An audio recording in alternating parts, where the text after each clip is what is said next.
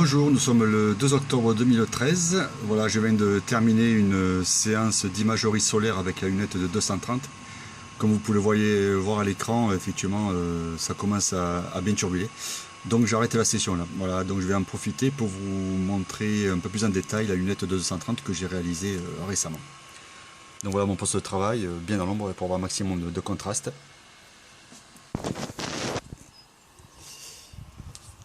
Et voici la partie arrière de la lunette avec la modif PST qui se compose ici de l'étalon PST avec une bande passante d'un Armstrong. À l'arrière nous avons le BF15 Coronado et ensuite la Basler Akami 300 avec une Barlow deux fois vissée. Voilà, c'est avec cette configuration que je fais la plupart de mes images solaires. Je vais vous montrer maintenant la lunette en gros plan.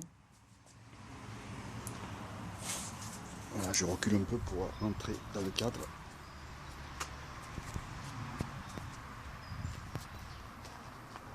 Voilà, la lunette dans son ensemble, bon, c'est quand même un gros bébé. Hein. Ça apparaît peut-être pas sur la vidéo, mais c'est quand même gros. Là, le tube fait à peu près 2,50 m de long. Donc c'est quand même un gros bébé, on va dire. Donc ensuite, effectivement, elle est supportée par l'astrophysique 1200 GTO. Bon, effectivement, pour ce type de lunettes, il faut quand même une grosse monture. Hein. Pas tellement pour le poids, mais surtout pour le porte-à-faux dû à la longueur du tube. Donc je pense que la 1200 GTO, c'est vraiment la limite basse. Hein. Là, hors de question de mettre cette lunette, par exemple, sur une AP 900 ou une M400. Peut-être éventuellement sur une Titan Losmandy. Mais c'est vraiment la limite. Hein. Pas tellement pour le poids, mais comme je vous disais, pour la longueur du tube. Voilà, donc je vais vous montrer un peu les détails de la lunette.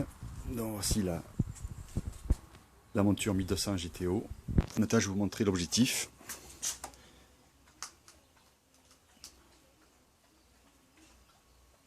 Voilà, dans l'objectif, c'est un objectif Istar Optical, une société américaine qui m'a réalisé cet objectif. Donc c'est un objectif un peu spécial puisqu'il a été spécialement taillé pour l'imagerie H-alpha.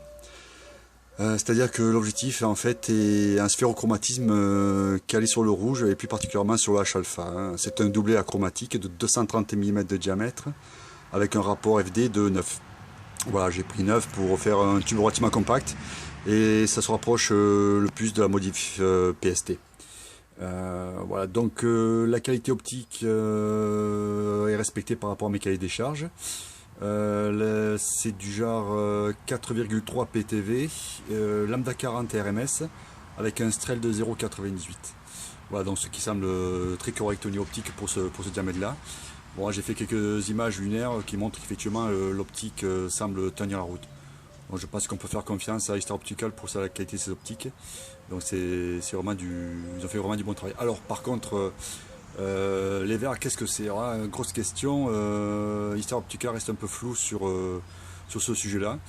Donc apparemment, c'est un peu leur secret de fabrication. Il semblerait que ce soit des filtres, des verres pardon, semi-ED. Donc à confirmer. Mais bon, en tout cas, je pense que c'est quand même de la bonne qualité. Voilà. Là, je vais vous montrer maintenant la trappe d'accès au filtre ERF. Voilà. Donc on va essayer de le voir. Je pense qu'on va le voir par la vidéo.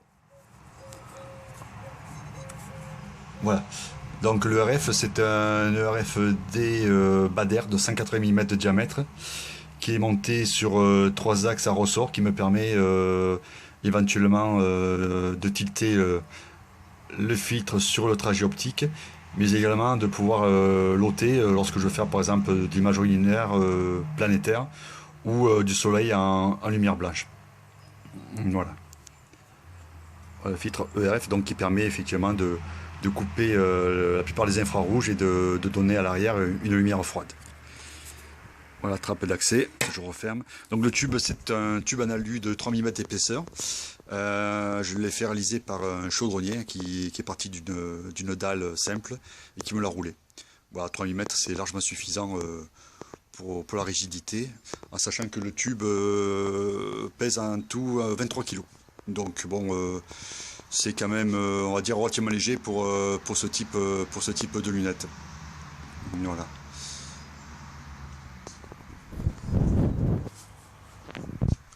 Par contre, bon, tout ce qui est bague, support barillet,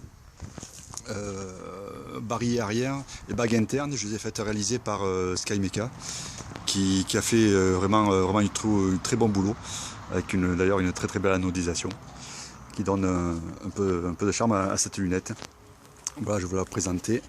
Je vais la présenter vers le zénith pour vous montrer qu'effectivement c'est quand même un gros joujou. Voilà.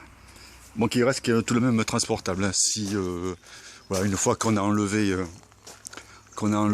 pare-buée, le porte-oculaire arrière, bon, le tube fait à peu près 1,85 m, donc on peut le transporter relativement facilement.